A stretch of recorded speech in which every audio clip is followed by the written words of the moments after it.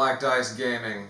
So today we're going to be continuing our discussion on the affiliation breakdowns, and with some recent spoilers being released, I thought this would, now's the perfect time to start our discussion on the Asgardian affiliation. So Angela and Enchantress's cards have both been spoiled, and yeah, I'm just really looking forward to diving into this affiliation now that it is totally complete. So just to start this off, my general thoughts about the Asgardian affiliation. I think they're really strong, and you can see that in some of the data for the online league that is shown. So Asgard continues to be one of the most popular factions in the game, and it's really not a struggle to see why. I mean, not only do you have access to, now with Angela, I think two of the best beaters in the game, but just the team in general is a really durable, really durable faction. Between the high defenses and high health pools, I mean, you have a lot of people who have four defenses across the board, or multiple of fours. I mean, I think your worst defensive stat-wise is Valkyrie, and she still has, 13 health and a 3 defense across the board. She's not bad defensively by any means. So they don't have any bad defensive people. Everyone is at least, slightly above average or higher. And that's before you get into, the healing and conditions and whatnot. So, we'll touch on the leadership ability a little bit earlier than we usually do. But, I mean, Thor's leadership ability really is one of these game-changing things that you build around when you are playing Asgard. And it is, so at the beginning of this character refers to Thor, so at Thor's turn, all of the other friendly models that are not dazed can spend a power. You get to remove 1 damage and 1 condition. So this just makes them almost impossible to be controlled by staggers or slows, judgments. As more and more of these really nasty conditions are getting out there, I mean, this is a big way that, this is kind of how, this is the control element that a lot of teams bring. And being able to largely negate some of the worst offenders, particularly in stagger, I think is just really huge for Asgard, really huge. And especially when you can bring in some of these neutral characters and they benefit from this power, because you do not need to be Asgardian to benefit from the leadership ability. So it's really strong leadership ability, and I think one of the biggest reasons why you should be playing Asgard.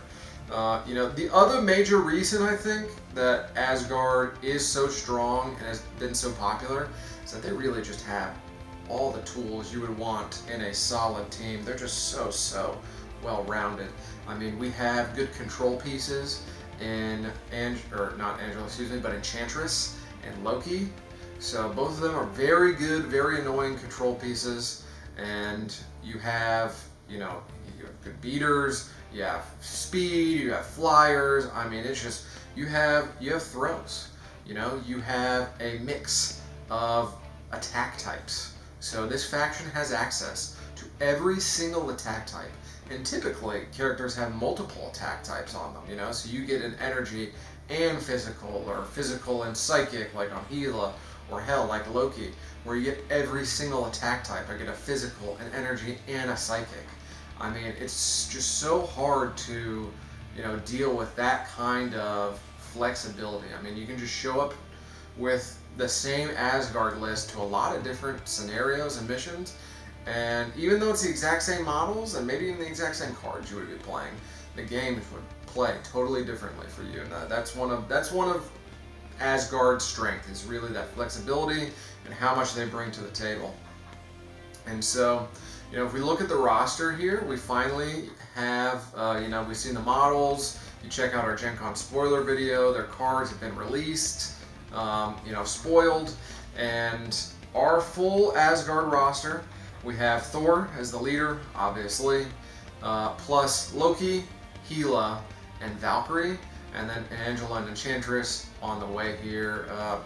We have models and cards for them, so I imagine they're not going to be on the October docket, but maybe November, before the end of the year, hopefully. We should have them pretty soon here. But yeah, they are really. It's an incredibly strong roster.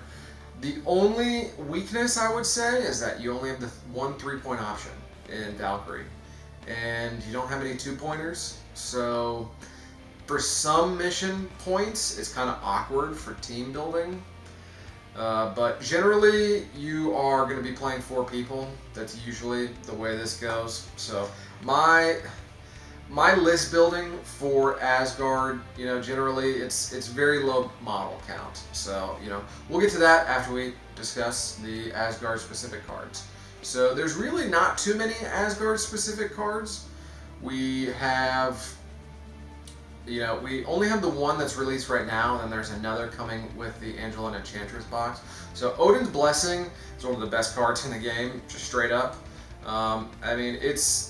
It's maybe not as flashy as Wakanda Forever or Crew of the Milano, but its impact on turning the tides of games, being able to stop pivotal dice spikes like that. It's the reason why Recalibration Matrix continues to get, so much play. It's just, this is even better than Recalibration Matrix because you just do 1 damage. So you totally stop, huge attacks. That thing can really, really turn the tide of a game, especially if it ends up keeping one of your people alive, and then they can heal and get rid of a condition. It's a lot. And so I think if you're playing Asgard, you should always be playing Odin's Blessing. It really is that good. And so for our new Asgard card in the Angela and Enchantress box, it's the Rainbow Bridge card. And so for the Rainbow Bridge, it's an active card, and as many Asgardians, so they have to be on the actual roster, as many Asgardians as you choose, they get to pay 3 power, and then you get to place them within 3 of their location. So a nice little teleport for the entire team, kind of an Avengers Assemble on steroids. So you have to pay more power for it, but also you get way more distance.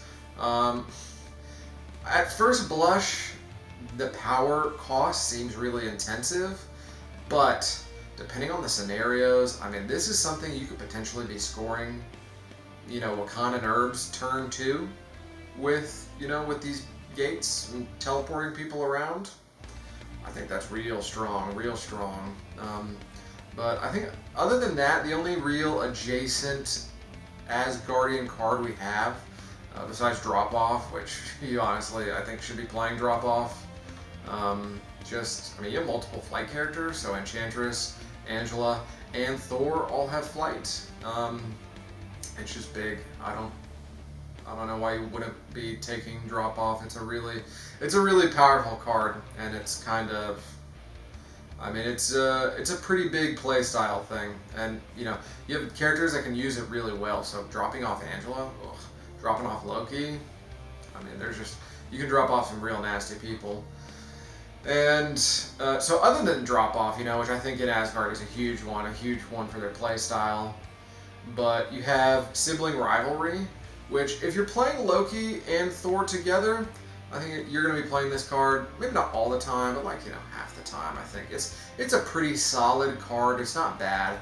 So you pay energy on Thor and Loki, and then Thor throws Loki medium, and whichever person you hit is staggered, and they are 2 less defense dice on their dodge. So against some weak characters, you can just straight up, hit them for 3 damage. That's pretty strong. I'm a big fan of that. So in regards to list building and kind of your general list building philosophy for Asgard, it is, it's going to be a low body count, and it really kind of depends on how many points you're playing at. So I think for the average for 17 points, you are going to be bringing 2 5-point characters, probably, a lot of the time. I think Thor and Angela as a pairing is just really, really disgusting. Especially with the amount of healing that you can throw in. If you throw in a friendly Wong or something, it's just a lot of healing, and it's a lot of damage on those 2. And yeah, that's 10 points, but it actually leaves you with a lot of flexibility. I mean, if you want to go down to 15 points, like we discussed, you bring in a 2-point character plus Valkyrie. You have, Asgardian Affiliation at 15 points. You want to bump it up to 17, you can do a 3-pointer and a 4-pointer with those 2 5-pointers. So, for me personally, I wasn't playing Asgard a ton, but when I was playing Loki with the gem and Thor, and I feel like that's a pretty common play style, especially as Loki's gotten more popularity and gotten much better against certain matchups. So that was just really common, and Angela slots in really well for that point. So while, yes, your Asgardian list building is going to be changing in a big way, because you have these 2 new really great 4- and 5-point options, the places that you are slotting them in are not really changing that much, because Loki was essentially a 5-point character, and Hela as your 4-point character, you can just swap her and Enchantress out, pretty easily.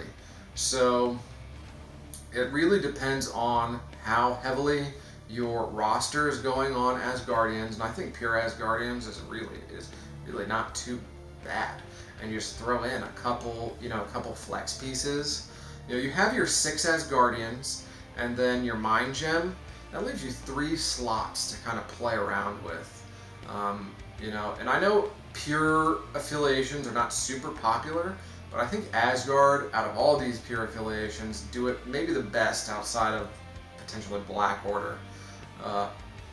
Pure Asgard, they bring so much to the table, and you have those 3 flex slots where you can play a lot of different people. You play your 2-pointer, you bring MODOK or something maybe, and then you got another 3-pointer potentially to help you with list building that you can throw in there. Maybe a Zemo or a Proxima Midnight or something. A lot of options. So other than going pure Asgard, though, if the much more common route, the dual rosters, Asgard's also really great with that. So Asgard, their characters are just really strong in general, and so you can throw these Asgardian characters into other teams, and they'll perform very, very well. You don't need a ton of synergy, Like, even though, there may be better people to put on defenders, but Thor on my defenders team or Angela on my defenders team is certainly not bad by any stretch of the imagination. So my favorite roster pairings for Asgard, I think the biggest one probably is defenders. Just you have a lot of strong options in defenders that you want to play in Asgard, and then also, like I just said, you can throw so many of these Asgardians into defenders, and it's really just solid. And you do share slots with but with Valkyrie in defenders, so it's really strong. One of my other favorite pairings is with Guardians of the Galaxy. So Guardians of the Galaxy is another faction where you have a lot of good, cheap, you have 2 3-point options, 4-point options, where you can kind of fill up your roster and, kind of help you with those awkward point costs. And also, since you share a character in Angela, just another great, another good one to think about. And I think Guardians of the Galaxy brings a lot to the table. And they're both really, really flexible teams, so they just bring a lot of strengths I'm really a fan of. So other than that, maybe, obviously Avengers. Avengers is an easy one. You share a couple of characters. Well, you share Thor. So, but a lot of the Avengers are, solid in Asgard. I mean, Black Panther in Asgard is real good. Vision's real good. I mean, Vision is in a lot of ways almost an Asgardian. He gets a ton of power. He's flying. Multitude of attack types. Yeah, it's those probably my big 3, Avengers, Defenders, and Guardians of the Galaxy. All those rosters mesh just really well with each other. And so, just to round off this discussion, we always have our honorary, your out of faction characters that we want to bring in here. And so our honorary Asgardians, I think one of the biggest ones here is MODOK, obviously. MODOK is one of the strongest characters in the game, without a doubt. And, you know, besides Defenders and Cabal, Asgard is one of the places where he really, really shines. So just being able to not, you know, Stagger is one of the way where you can control an enemy MODOK in a major way. It cuts down on that offensive output, you know, in a major way. And being able to largely ignore that at the cost of 1 power is huge. In addition to the, you know, the trickle healing on MODOK, just any kind of healing on a character with that much health on the front side, especially with that passive, is just, it's really brutal. And so, you know, to follow that up with any kind of characters with damage reduction, any healing on them, you know, just like in Defenders, is really, really valuable. And so our Black Order characters, or, you know, Drax, other characters with these damage reduction passives, they are really, really valuable in Asgard. And so, you know, maybe Black Order is someone you want to potentially pair with Asgard, because a lot of these Black Order characters go really well into Asgard. I mean, Proxima Midnight by herself, Corvus Glaive by himself, just as a, you know, another big attack piece in Asgard. I mean, heck, you can, you know, you can be doing what people were doing in Black Order with the Rocket Boots drop off. But you can just drop off Corvus with one of your flight characters. I mean, Angela can do that, since she's a large movement. You can practically reproduce that strategy, except in Asgard. So I think that, I mean, those kind of characters, that's what I would be looking for in my Asgard rosters. It's like, yeah, how can I make this team even tankier, you know? And then, so, to just, my last favorite character here is gotta be Wong. So he's a new addition, but he's gonna be showing up in a lot of rosters, I think. And in Asgard, he's pulling double duty. So not only is he providing all the great utility, handing out power to people, you know, the healing, removing more conditions. I mean, besides all of that obvious toolkit and synergy, he's 2 points. And so this really helps with your roster building and, you know, getting some of those more awkward point costs. You know, 16 points is a little finicky to swing if you want to bring, you know, if you want to bring Thor and Angela, it's kind of hard to fit both those in at 16 points with your pure Asgardian options. So something, you know, having that 2-point character lets you play around with those point options, lets you be, you know, lets you adapt to what the enemy might choose for points and whatnot. So yeah, I think that's pretty much my thoughts on Asgard. Really, really a strong faction, and I mean, it's just not surprising why they have remained one of the most popular factions in the game still to this date.